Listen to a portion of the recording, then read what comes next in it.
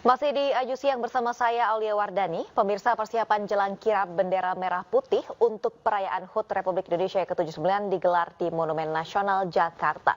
Dan kirap bendera akan dimulai dari Monas ke Bandara Halim Perdana Kusuma sebelum diterbangkan ke IKN Nusantara.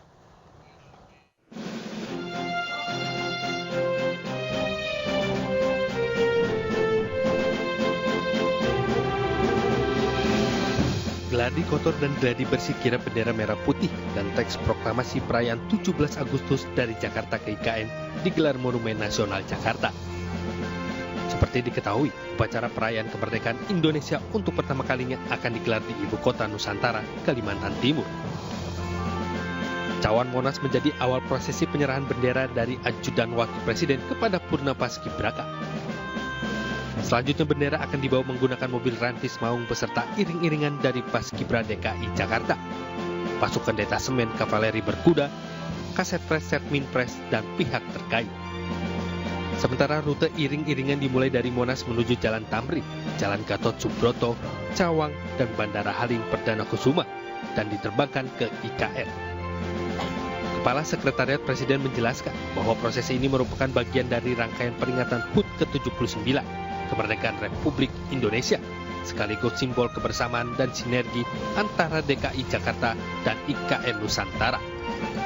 Dan ini adalah kali pertama prosesi kirap bendera merah putih dan fotokopiar, artinya kirap dan teks proklamasi itu dibawa ke IKN. Ini adalah rangkaian dari bagian dari 17 Agustus merayakan detik-detik proklamasi, dan tumnya adalah tata upacara militer itu adalah di Kalimantan, di IKN. Maka prosesi tadi yang saya sampaikan, bendera merah putih dan duplikat merah putih dan duplikat proklamasi itu harus dibawa ke IKN. Kami mohon izin jelaskan untuk kesiapan prosesi ini. Dimulai hari ini kita melaksanakan latihan gladi kotor maupun gladi bersih dalam rangka kirap bendera merah putih dan naskah teks proklamasi dari Jakarta menuju ke Ibu Kota Nusantara. Nah, nanti pelaksanaan tanggal 10 Agustus 2024 kita laksanakan dari Jakarta menuju ke IKN tersebut. Demikian. Apakah ada pengamanan yang berbeda begitu, mengingat rutenya juga tidak biasa dari Jakarta menuju ke IKN?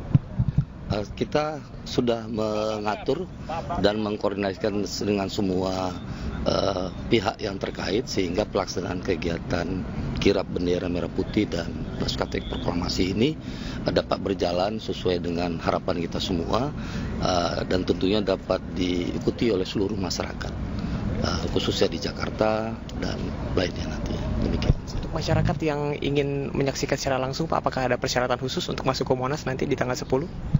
Tidak ada persyaratan khusus karena ini kan acara untuk kita semuanya dalam rangka peringatan Hari Kemerdekaan Republik Indonesia ke-79. Jadi kita berharap tentunya seluruh masyarakat dapat hadir menyaksikan kegiatan ini. Demikian. Bendera merah putih dan teks proklamasi akan tiba di IKN di hari yang sama, yakni pada 10 Agustus 2024 pada pukul 11.00 waktu Indonesia Barat. Sementara pada 17 Agustus akan diserahkan oleh Presiden kepada Paskibra IKN Nusantara untuk dikibarkan. Dari Jakarta, Samara Henda, Aris Setiawan, iNews melaporkan.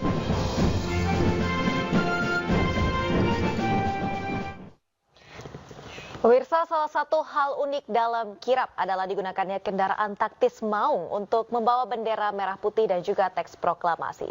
Lantas seperti apa kehebatan dari rantis maung ini? Berikut laporan dari Camar Henda dan juga Aris Setiawan. Pemirsa, untuk pertama kalinya IKN Nusantara akan menjadi pusat untuk perayaan dari kemerdekaan Republik Indonesia yang ke-79. Sejumlah persiapan sudah dilakukan karena kirap bendera tidak hanya akan dilakukan di Jakarta, namun untuk pertama kalinya dari Jakarta menuju ke IKN Nusantara. Dan salah satu persiapan adalah gladi kotor serta gladi bersih yang digelar di 2 hari sebelum proses kirap bendera. Salah satu hal unik yang ada di belakang saya, ini merupakan kendaraan rantis yang nantinya akan membawa bendera merah putih dan juga teks proklamasi. Dan memang untuk kendaraan rantis ini adalah kendaraan maung, yakni kendaraan taktis ringan 4x4 produksi PT Pindad yang ditujukan untuk mendukung operasi pertempuran jarak dekat dan juga jelajah medan sulit. Kalau sebelumnya pemirsa melihat bahwasanya kirap bendera dilakukan dengan menggunakan kereta kencana, namun saat ini sangat unik dan juga berbeda dengan tahun-tahun sebelumnya. Dan bisa dilihat ini mobil maung didesain untuk memiliki kemampuan manuver yang gesit dan handal untuk mendukung mobilitas penggunanya di berbagai medan operasi. Dan mobil ini memiliki kecepatan 120 km per jam, transmisi manual 6 speed dan mampu menjangkau jarak tempuh hingga 800 km. Maung dapat dilengkapi dengan braket senjata 7,62 mm, konsol senjata SS2 V4, perangkat GPS, navigasi dan tracker kendaraan serta perlengkapan lainnya. Memang kalau kita lihat banyak hal-hal baru pemirsa yang bisa dilihat untuk kirap tahun ini, di mana nantinya bendera pusaka akan diserahkan oleh ajudan dari Wapres kepada Purna Paskibraka, kemudian nanti akan dibawa menuju ke Bandara Halim Perdana Kusuma. Informasi yang kami dapat bahwasanya seluruh masyarakat ini diperbolehkan untuk bisa menyaksikan secara langsung prosesi kirap pada 10 Agustus 2024 dan tidak hanya melibatkan dari sejumlah organisasi masyarakat, kemudian juga sejumlah pengamanan juga sudah dilakukan tentunya untuk mengamankan kondisi dan juga situasi nantinya proses kirap bisa berjalan dengan lancar.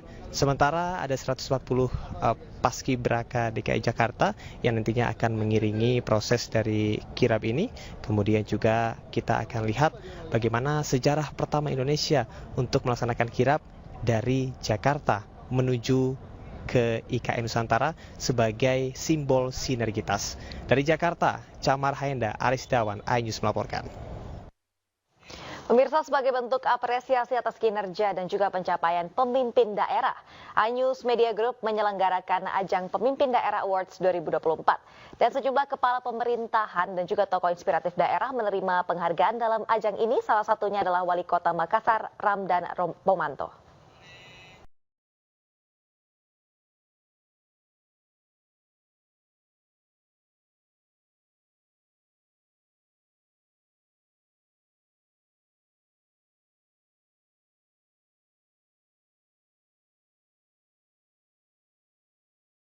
Seleksi Pemimpin Daerah Awards 2024 kembali digelar di Jakarta Concert Hall, iNews Tower, Jakarta Pusat, Kamis malam.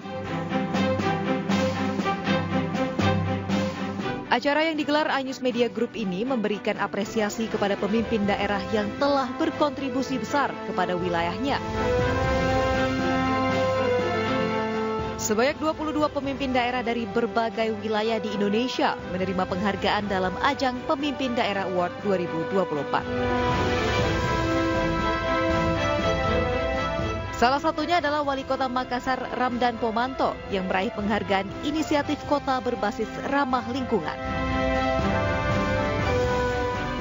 Khusus Makassar, kami mendapatkan inovasi low carbon city. Saya kira ini sebuah kewajiban sebenarnya, terlepas dia menjadi inovasi atau tidak, tapi ini sebuah kewajiban kita semua hari ini. Tanpa menetapkan kota kita menjadi, atau daerah kita menjadi low carbon city atau resilient city, saya kira kita tidak akan mendapatkan sebuah penyelamatan dunia hari ini.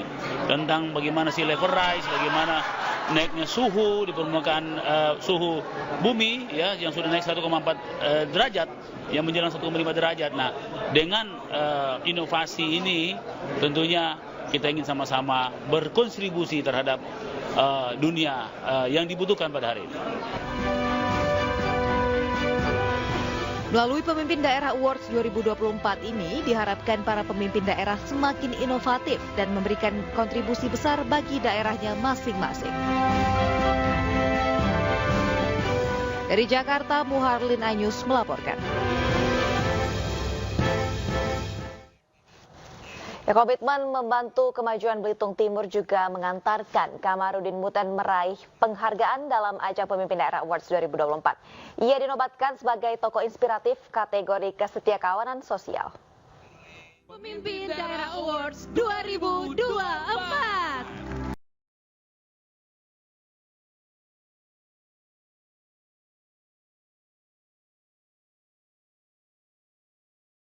Daerah Awards 2024 digelar untuk memberikan apresiasi kepada pemimpin daerah yang memberikan kontribusi besar di wilayahnya. Diselenggarakan oleh iNews Media Group di Jakarta Concert Hall iNews Tower, Jakarta Pusat, Kamis malam.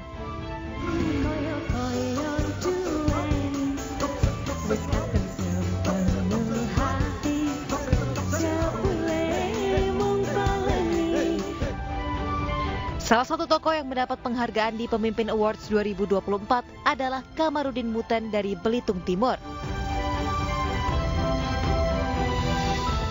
Kamarudin Muten mendapatkan penghargaan di kategori tokoh inspiratif dengan kategori kesetiakawanan sosial. Penghargaan ini diberikan berdasarkan komitmen Kamarudin Muten untuk membantu kemajuan Kabupaten Belitung Timur sejak tahun 90-an. Ini satu penilaiannya luar biasa ya.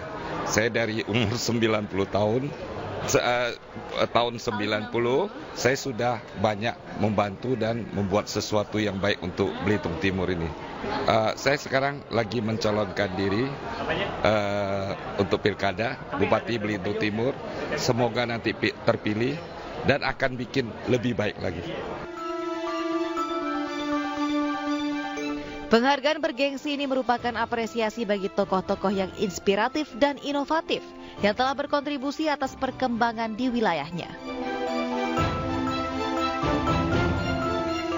Dari Jakarta, Jessica Winoto, Eri Nugraha, iNews melaporkan.